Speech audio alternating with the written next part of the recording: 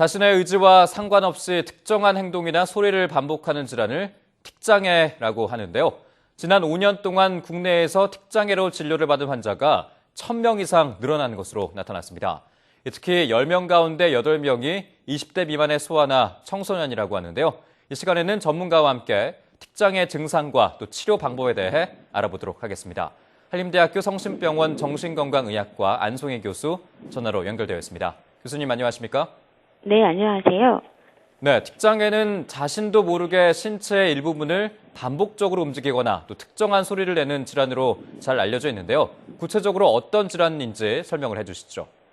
네, 틱장애는 운동틱 혹은 음성틱이 주된 증상인 질환입니다. 네. 틱을 정의 내린다면 갑작스럽고 규칙적이고 리듬이 없는 반복적인 운동 혹은 이제 음성인데요.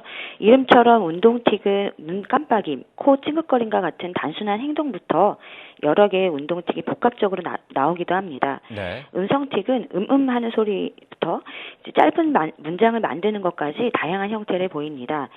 틱은 우리가 일상적으로 하는 행동이나 소리 내기와 비슷한 면이 있는데요. 목에 뭔가가 걸려서 헛기침을 하거나 하는 소리를 내는 것이나 코를 찡긋대거나 하품을 하고 고개를 돌리는 행동 같은 것은 일상생활에서도 자주 하는 행동이지만 틱장애에서는 이런 행동이 자신의 의도와는 상관없이 갑작스럽고 반복적으로 생기는 것입니다. 네. 그리고 개별 틱은 1초 이내로 짧게 생겼다가 사라지지만 한번 생길 때 여러 틱이 같이 나타났다가 없어지는 것이 일반적입니다. 틱이 있다고 매일 생기는 것은 아니고 네. 틱이 몇 달 동안은 보였다가 한동안 없어졌다가 다시 생기는 경우가 더 흔합니다. 보통은 남아에게 여아보다 3배 정도 잘 생기는 것으로 알려져 있고 네. ADHD나 강박증과 동반된 경우도 흔하게 있습니다. 네, 그리고 또 흔히 틱장애를 뚜렛 증후군이라고도 부르기도 한다고 하는데요. 이 증상에 따라 병명이 조금씩 달라지는 겁니까?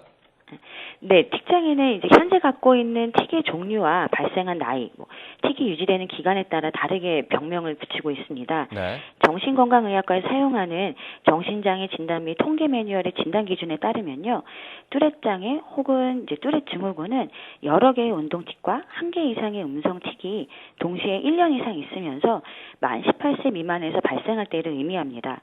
여기서 1년 이상이라고 할 때 틱이 중간에 없어지는 기간이 있더라도 그 기간을 포함해서 이제 계산을 해야 합니다.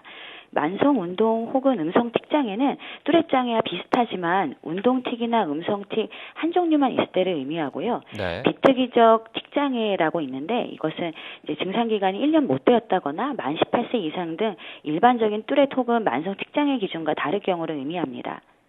네, 그렇군요. 이 앞서 언급한 것처럼 우리나라 틱장애 환자 중 대부분이 소아나 청소년이라는 조사 결과가 나왔는데요. 이렇게 저연령층에서 틱장애가 특별히 많이 발생하는 이유가 있습니까? 그것은 이제 틱장애 자체가 소화기에 많이 발생하는 질환이기 때문에 그렇습니다. 네. 보통 틱이 이제 6, 7세, 빠르면 2세에서도 나타나게 됩니다. 이런 결과는 국내에서나 다른 나라에서도 동일하게 유병률 조사에서 나타났습니다. 네. 그리고 틱은 대부분 청소년기에 증상이 줄어들게 되거나 사라지게 돼서 성인까지 유지되는 틱은 적은 것입니다.